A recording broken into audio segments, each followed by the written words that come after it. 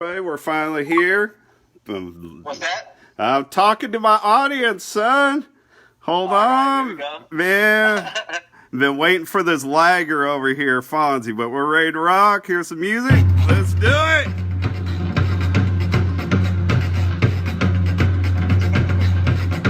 All right, man. Yeah, baby, we are back. This show just keeps on rolling and rolling and rolling. The Beepball Blues Show is here for you again.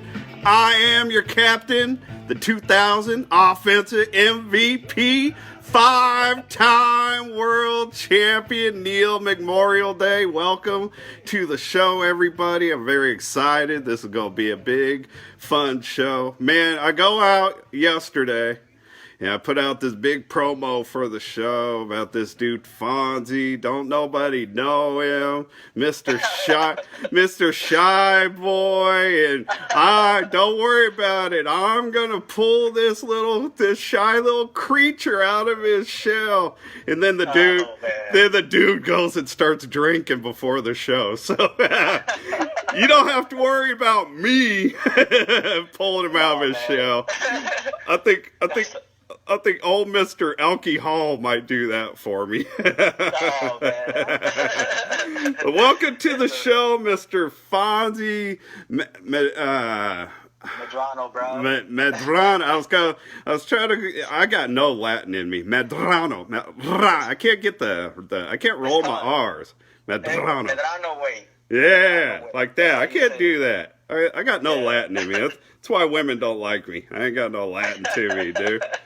But welcome to the show, man. I appreciate you coming on. All right, thanks for having me, man. I'm very honored to be on your show, man. I appreciate it. Sounds great. My pleasure. People are excited about this. People want to hear about your ball. Few things I've got to dive into before we get to that. I got one show retraction from last week. I had DB on last week, and we were talking a little old days, and I'd mentioned in a game in 1999 that we had beat in the undefeated game on Friday. We beat Austin 33-19, but actually the final score is 33-20, and nobody cares. And I'm only going to embarrass myself by telling this story.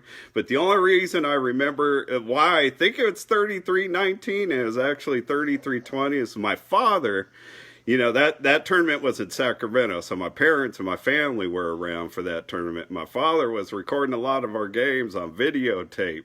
And when we beat Austin in that game, that was a big game for us. It was the first time really we'd beaten them.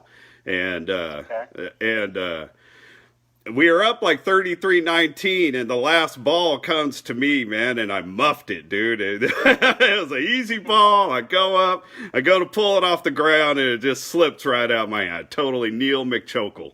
Just totally dropped it. And on the videotape, man, I was listening back to it. My dad gave me a copy of the tape. I'm listening back to it. And there was a big crowd there. We had a good support. A bunch of supporters came out, and big crowd. And it's all crowded. And my dad's talking to the camera. He's like, "Go on, get it, Neil, get it, get in there." And you hear it. Everybody starts to cheer. It's like, oh, the big old crowd, like, oh, because I dropped it, man. And then of course the next ball they hit to Eric. So the game was over. Man. Okay, yeah, man, sounds great. Yeah. That was a fun game. Nah, that was good stuff. So, a quick show note. People heard Bam Bam and I out here, or Steve, actually. I was trying to get Bam Bam. I'm very close to putting this show on Zoom and moving it to YouTube and all that. I'm finally very, very close. I wanted to do it maybe tonight for the first time, although our little shy contestant over here, Fonzie, might not have agreed to go on camera. So might be better that we wait till next week. But also next week, go ahead. Okay. Would you have gone on camera with me, Fonz? Oh, come on, man, of course. Although one thing that would make it easier is if you were in Beepball Nation. You're not a member of the nation, huh? No. You know what, man? I kind of honestly, man, I kind of stay away from that. Dude, stay away from what? There are 1,200 people in there. We talk beepball. We talk beepball. Hold on, Neil. Hold on. Let me tell you like this, man. It's like I don't even have a Facebook page, man. I'm not into that kind of stuff. Yeah, like social that's media fair. And stuff. Yeah. But I mean, I do have, we have our own, First of all, I gotta give a shout out to my Bayou City Heat, man. Much love. But Heat. We have it's kind of funny, man, because the only reason, when I jump on Facebook, man, the only reason is because we have our Bayou City Heat page. Page for Bayou City Heat. Yeah. That's the only reason I'm on there, man. Other than that, dude, I'm never on Facebook, man. Yeah. I mean, someone sends me a message, man. I might respond a month later. No, that's good. I'm not a big Facebook fan, man. But, man, it's all good. It's all good. All right, so next week. Everybody knows, and everybody, I'm expecting everybody will have the opportunity to listen to the board meeting on Saturday. The MBBA board's having their big meeting Saturday to decide on what to do about the 2020 World Series. And Sunday night, next Sunday, the day after that, the president of the MBBA, Blake Boudreau, has agreed to come on the show. As I said to him in the invite, I thought the membership, I expect they'll be able to listen to the board meeting, but I think the membership would enjoy whatever decision they make. He's agreed to come on either way, whatever way the decision goes. And we'll talk about it in a less formal way, whatever way. If the tournament's going on, we'll talk about any changes, and if it's not going on, we'll talk about what we're going to do going forward or whatever. So I think that'll be a big show. I want to give everybody a heads up. I appreciate Blake agreeing to come on. So that'll be next week, though. So now let's dive into this week. Mr. Fonzie, man, introduce yourself, because I don't even know this. How did you get into beepball? I know you've been around since, what, early 90s? Well, actually, my first year was 93, man. I was like 12 years old. And wow. Yeah, and, actually, man, the way it started, man, my cousin, man, my primo, Carlos Medrano, he's the one that got me started into this, man, when I was a little kid, and I started pitching to him, dude. I'm telling you, it was crazy. He would call me, hey, man, come pitch to me, man. I'm like, all right. So the way it started, man, it was kind of funny because it's like, I said, hey, Carlos, I told my primo, man, hey, you know what? Okay, yeah, I go pitch, man, whatever. And one day he invites me to his, it was back in the day, it was called the bike, it was a Express. Houston Express. It's a long time ago, man. Memory's not the best, but anyways, I go to a practice for the Houston team, and since that first day, man, it was cool because they kept inviting me back. Oh man, where's Fonzie? Where's Fonzie? And Carlos telling me, man, he's calling me. Hey man, they keep asking for you, man. They keep asking for you. I'm like, okay, man, whatever. Okay, I'll go. Anyways, yeah, right. I'm thinking, okay, whatever. And man, but I tell you right now, man, hey Neil, it's like, if I'm being, I gotta be real with you, man. It's like when I hit that first game, dude. Actually, my first World Series was in '93 in Austin, Texas, and man, I gotta tell you, I fell in love with the game. Dude. Yeah, it was badass. Excuse my language, man, but it was badass. No, I tell people all the time, like, we love the game. But it's the tournament. That's what beepball is. The World Series, that's what beepball is. And yeah, man. And what's so weird is that, so we had this team, dude. It's my first year. I'm learning, right? And we had this team that no one, I guess, now that I think about it, no one expected us to win any games, right? Bro, and the first day, my first year, day one was, I think it was a Tuesday.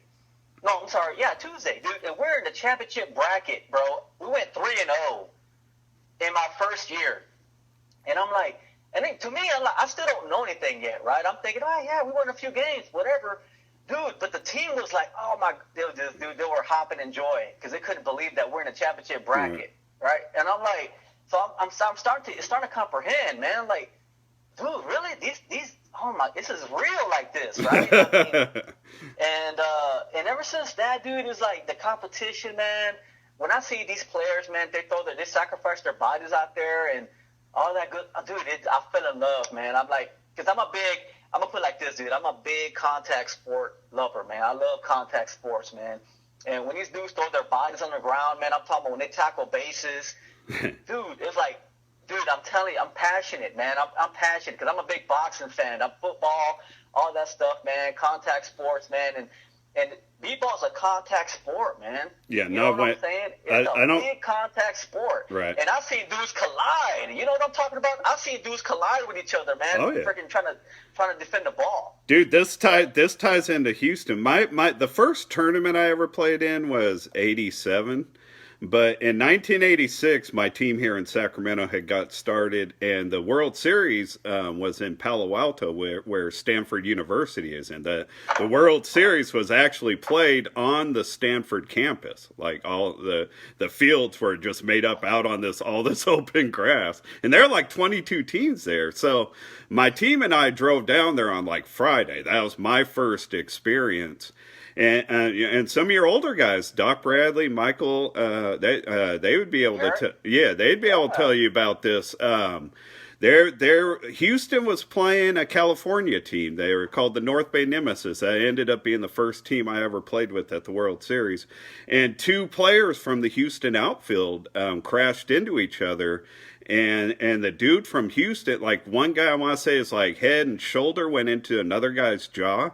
That dude's jaw like broke in like 2 or 3 places, like you know, and that was like the first game I ever sat down at, you know what I mean? And even though like it was crazy and like that was a horrific whatever, I still couldn't get on the field fast enough and go play this game.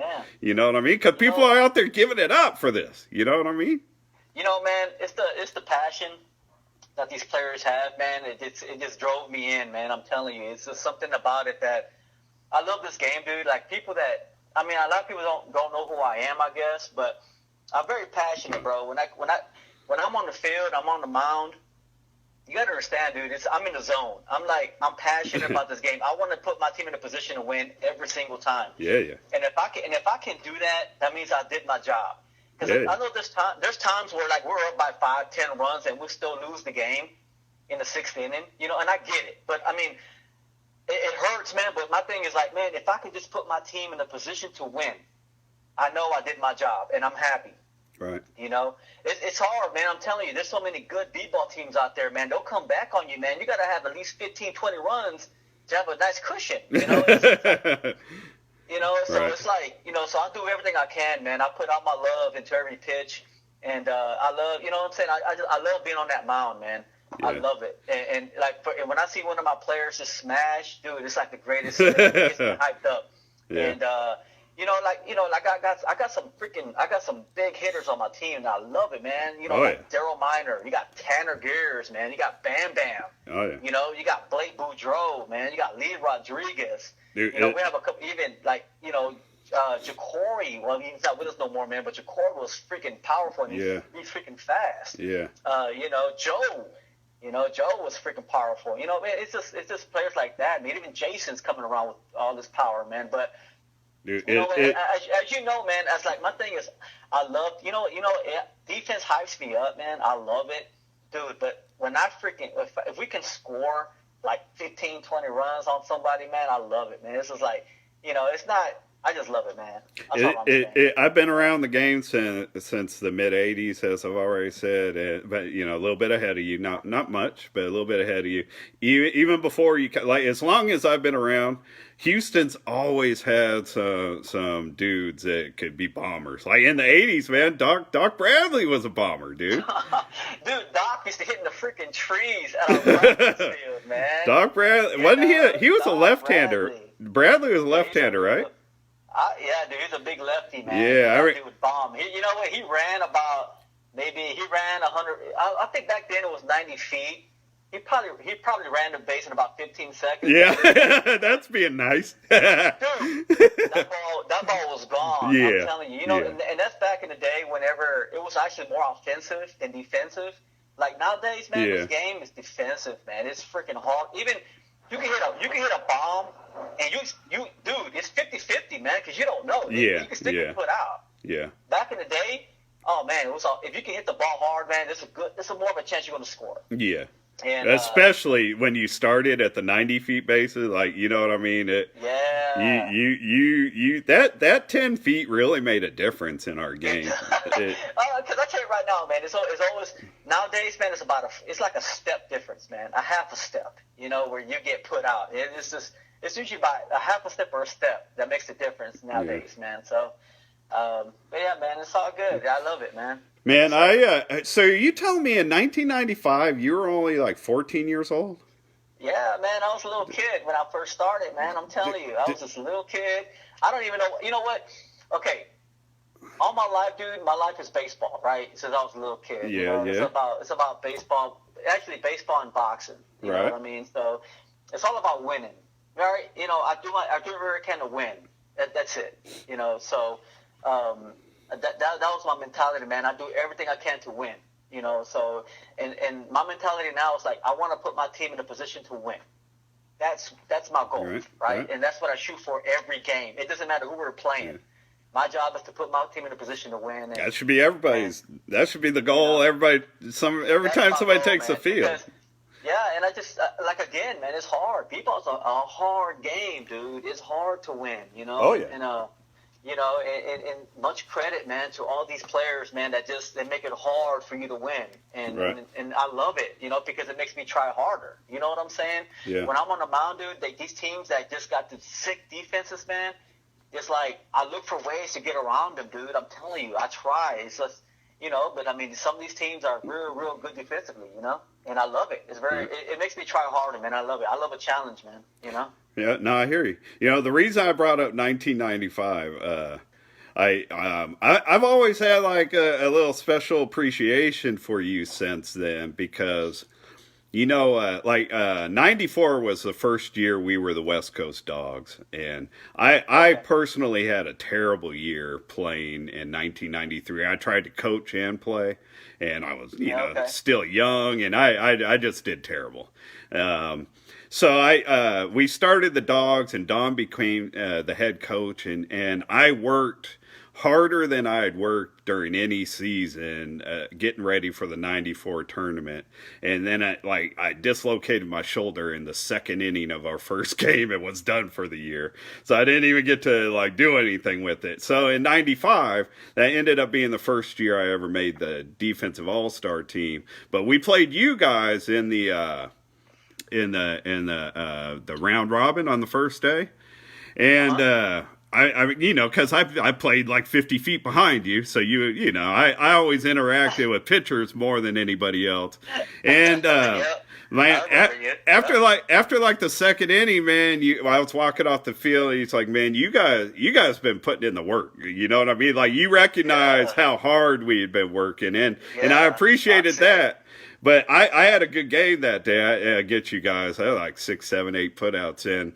After the fourth inning, I was coming off. You came over and hit me with your glove. You're like, man, you've been doing individual work too. And so, you know what I mean? Just the fact that somebody outside of my team, recognized that I was trying to up my game. I always appreciated you for that. But I called you by the wrong name. Do you remember I used to call you Ozzy? I thought your name was Ozzy.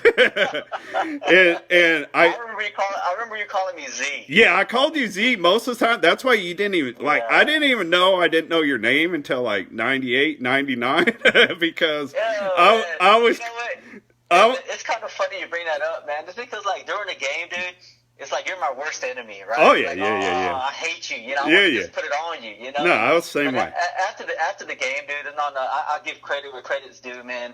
I love passionate players, man, and that's my thing, dude. It's about passion, man. To me, if I see a player that just shows passion, man, dude, it's just something about it, man. It's like, oh, damn, you know what? I know that dude's been putting work on the side, Now that's because you have players that, they work with their team, which is great, but it's all about. Okay, what do you do when you're not with your team, dude? Are you putting inside work on your own? That's what it's all about, man. Yeah, you gotta want it. The commitment goes outside of what you do together. You know what I mean? Everybody to stay on that same path and achieve the high levels. everybody's got to man.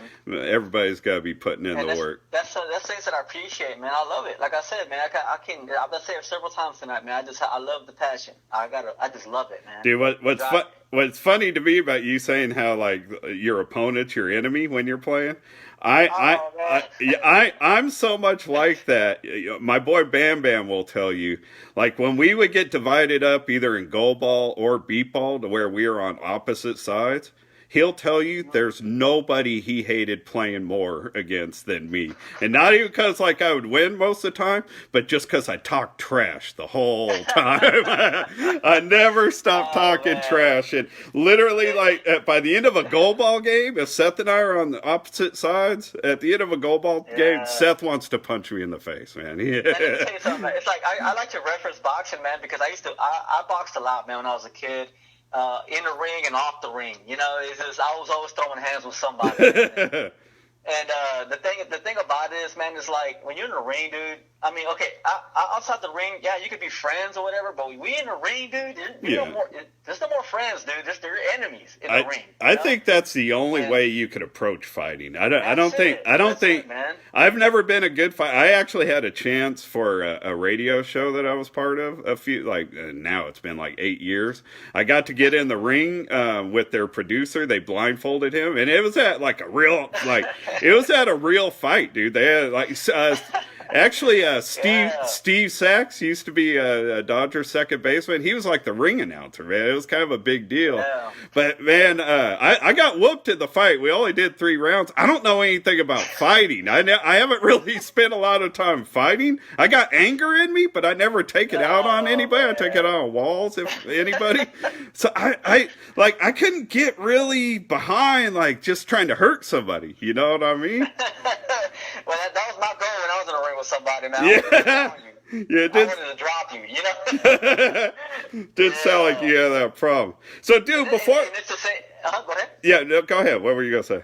No, I was gonna say, and it's the same in the Beepball field, man. I want to drop you, you know. Oh yeah, yeah. I want to do whatever I can to put it on you, man, and we can be friends afterward. Yeah, you know. you know who I really remember for being like that as a pitcher that I loved was Frank Mathena. Frank was like a middle linebacker out on the mound. He even told me because I played short and I ran up on a short ball once and I fielded it at like 39 feet. And he came out and he grabbed me because it ended up being a foul ball because I grabbed it short of the 40-foot line. He came over to me and he grabbed me aside. He's like, "Hey, Neil. Inside 40 feet's my space. I will clean your clock. You come in my space again." I was like, "Oh, okay." Oh, man. I love me some Frank. You know what? I'm actually happy you brought that name up, man, because I'm gonna tell you, I gotta be real with you, man. Well, back in '93, I'm this little kid, and the one man that approaches me, dude, is Frank. It's Frank, man. Yeah, he looked out after all you young Texas pitchers. He looked at me, man. He started talking to me, man. He showed me how to hold the ball, how to release, and man, I was like, you know what? I tell you what, man, I really appreciated it, man. I got much love for Frank. You know what I mean? Because he was an inspiration, man. I seen him pitch, and I love the way. I just loved his style, man. He would flick his glove, like giving a signal that he's ready to throw. Man, it was awesome, man. I loved it. And I remember the big game that I watched against him in the Austin Blackhawks, and I mean that was that was an awesome game. I mean they were going back and forth. You talk about the championship game ended up 60-44. Dude, it had to been because I don't remember, but it had to be the championship game because they were going back and forth, man. And these are two powerhouses that were going at it. And remember, this is back in the day where it was mostly offensive. Yeah, you know what I mean? that was the '93 championship game. That was the one of the last couple years when we were still at 90 feet bases, and those fields in Austin were fast. And man, for Fort Worth and Austin, man, that was just like you knew one of them were winning the championship because they just. Listen, man. If you ask anybody on the Heat, man, they'll tell you, Fonzie loves those fast fields, man. I love it. How could you not? If you're a pitcher. Dude, I want the ball to keep going and going, man. I just want it to keep rolling. Don't even stop. Right. I love those fast fields. But, I mean, it's not the best for defense, right? But, man, for offense, I love it. Yeah. All right, hey man, Yeah. before we dive into your ball, man, tell me about your academic background. Do you have 2 master's degrees? Did I hear that right? Dude, I've been all over the place. Actually, I got no. I got 3 degrees, man. You know, it's more of a. And people ask me, you know, like, man, why'd you take different directions? Man, it was more like a self-achievement, man. I just want Yeah, to tell myself that I did it, you yeah, know, yeah. that I did it. So I've always had a passion for electronics, man, always. And I remember, like, in high school, man, I was like, you know what, man, I want to study electronics. So I actually got my associate's degree in electronics. And then I was like, you know what? I finished my degree in electronics, man. I was like, you know what? I want to study business, you know? So Right. guess what? I got my bachelor's in business. And then I was thinking, man, you know what? Yeah, you know what? I love psychology, man. I like psychology. So then guess what? So I went ahead and got my master's in psychology, man. Oh man, And then, that's my thing. Or I tried I love I psychology. tried to make it my thing. I didn't even. Well, the reason I'm in awe of someone like you is I didn't even manage to finish my AA in psychology. So you know what I mean. Yeah. For somebody that bowed out without even finishing the AA, you know, you sticking to 3 degrees, man. Thumbs up to you. Yeah, Uh, but let me tell you something. I mean, I just gotta throw this in because I got my master's in psychology, man, and I was actually going for my PhD, and maybe one day I'm gonna get it because, you know, I was actually in my dissertation process, man. I finished all my courses. I've passed everything, man. I even had my freaking research committee. Everything was set up, man. And maybe one day, man, when I get enough funds, because it just got so expensive that I had to yeah, put a hold on it. yeah, You yeah. know. I'm sure. I So, believe that. and you know what? And this is, dude, you didn't even go. My dissertation, man, is on Beepball, man. It's crazy. Oh, that's great. But That's awesome. maybe one day, man, I'll have enough funds to go ahead and just complete it and get my PhD. Man, y'all be calling me Dr. Fonzie, man. So Hey, did we'll you figure it not? out. Did you know that the next time you pitch to Bam Bam, he'll be Dr. Clark? I love Bam Bam. I love Bam Bam, dude. You know, Bam. You know, man. Man. Shout out to Bam Bam, dude. I love that dude. Can freaking bomb. He hits nukes, man, and I love it. You know, it's just crazy. He has that swing, man. It's a beautiful swing. You know, of course, you know Bam Bam's the one guy. Is one of the one guys, man. That can. I don't even see him. I barely probably see him the first time in the World Series, man. He Yeah, may come down for like a tournament, yeah. but. Dude, me and him, we just connect, and it's just, you know what I'm saying? It's just chemistry. I It's I chemistry.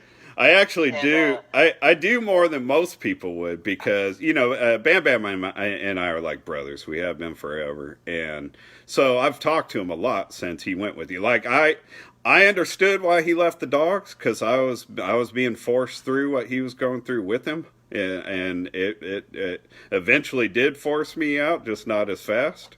But one, you guys taking him in, I always appreciated because it gave him a place like where he could compete for a championship on a team that really wanted him. I appreciated how much you guys wanted him, but also, man, the fact that like we never had any success at getting that big bat of his oh, anywhere man. close to an all tournament team, and you've done that for him, man. And Man, just I tell you what, man. as somebody that loves him like a brother, I got so much appreciation for what you guys Man, I have. love Bam Bam, dude. Let me tell you, okay, and I gotta be real, man. It's like Bam Bam hits bombs, right? I mean, he drives that ball. Now, it's kind of funny, man. I don't want to put Bam Bam on the spot, man. I love him, man. But, man, if he was maybe a couple steps faster, just a couple steps, Oh, man. dude's 40. Dude's 48 years old now, or something. And I Feeling get it, bro. 47. I get it. But can you imagine if he had a couple steps? Yeah, Dude, he'd be alternative every year. I mean, yeah. every year. I believe nonstop.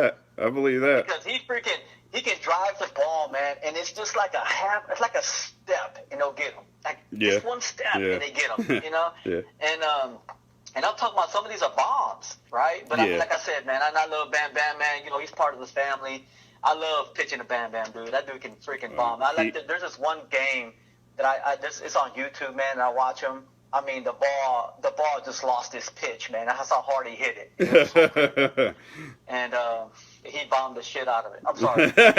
You're good. He bombed the crap out of it, man. And like to me personally, man, like you know, like Bam Bam, I think he's hit several home runs that are not official right now. Is because you know, like I said, man. I wish we had. I mean, I know it's hard, man. We need volunteers. Wish we had more volunteers in the field that can actually watch the ball drop. Yeah, right. Because there's a lot of big hitters, man. I got to give it out, man, to some of these teams like the Indy Thunder, man. We got big hitters. The San Antonio Jets, big hitters. You know, Austin Blackhawks, big hitters. Tyler, man, Ron Jordan. That dude can freaking hit probably a freaking football field. You know, just clear it. Yeah. And no, I don't think it's just Seth. I think a lot of players, because when we don't like have field umps or whatever, you know, and I can't imagine. I've been a total for over 40 years, but I can't imagine from home plate. It's easy to see that white line way out in the middle of nowhere, or whether the white ball hits just inside it or just outside it. So I think a lot of players have probably, not as many as they'd brag about, but I think a lot of players have missed out on home runs. Yeah, I mean, man, even the Boston Renegades, man, they got some big boys on their team, man. Yeah, they really came up. Tigers. Yeah. I mean, there's some big teams out there, man, and like my thing is, man, I wish we kept home run stats, man. If we can keep home run stats, man, I think that's a big stat that you keep. And if we did that, I think that'll force the NBBA to actually put somebody out there to just see where the ball drops, man. That's it. Just see where the ball drops. And because, I mean, to me, man, home runs are a big thing. You know, everybody wants to hit a home run, man. And to me, like, maybe a home run should probably be considered a grand slam. You know?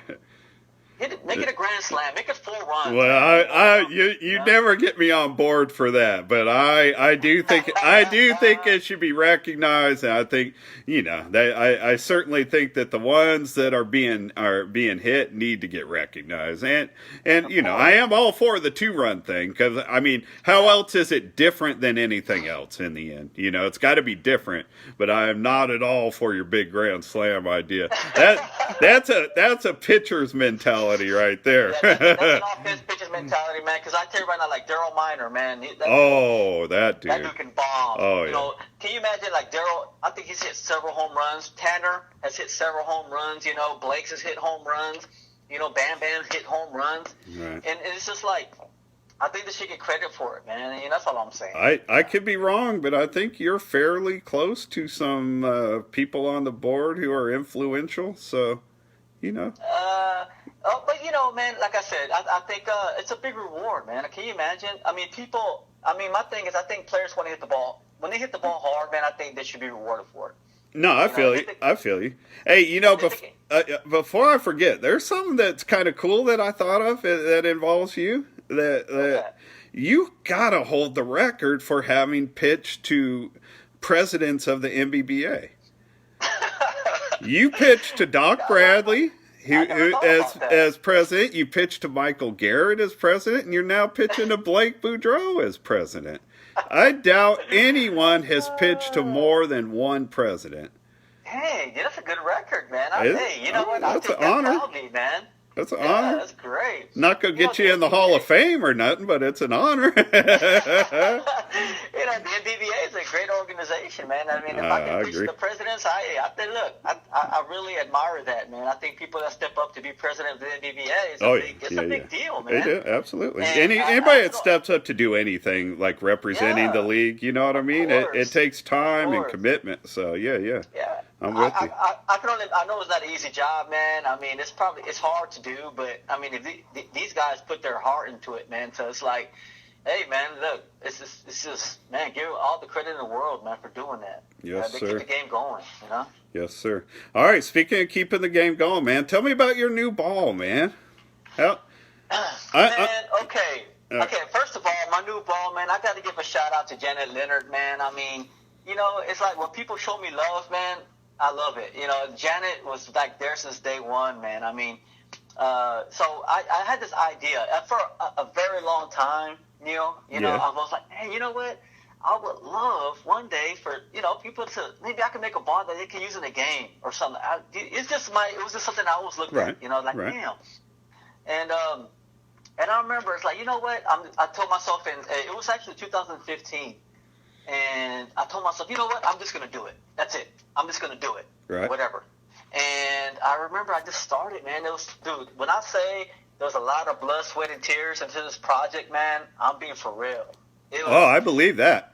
It was hectic, man, because even though I had a beeping mechanism, it just wasn't right. Because in my head, it's like, no, this is not right. It's not right. So there was a lot of trial and error, a lot of frustration, man. No, It was crazy. the next two questions I have is how long were you working on it and how many attempts? So I was expecting this being the case. So how many attempts? Okay, well, the idea was way before 2015, right? It was just like I had the idea in my head the whole time. And when I finally implemented it and put it into works, man, it was 2015. It's like, you know what? I'm just going to do it. I'm going to try. Yeah. And then, so it took a few years, man. I mean, just trial and error. It was a lot of frustration, man, because even though I had a tone, I had the beep, I had it, man, but it just didn't sound right. Right? It just didn't sound right. And, you know, and me, man, I'm very... I have my work ethic, man. It's more like, you know, I want it right. You know, I want it to sound good. I just can't just put it out there if it's not ready, you know? Yeah. And, but yeah, man, it took about 5 years. A lot of trial and error, a lot of money spent, you know, because a lot of parts and a lot of it, Neil, was more like, okay, I order parts and, you know, you have to wait for it to come in. So I'll wait sometimes 2-3 weeks, man, for the part to come in. And guess what? It didn't work. Oh, yeah, right? So, and then I put another order in for the other parts, and guess what? I got to wait. So it was time consuming. Oh, man.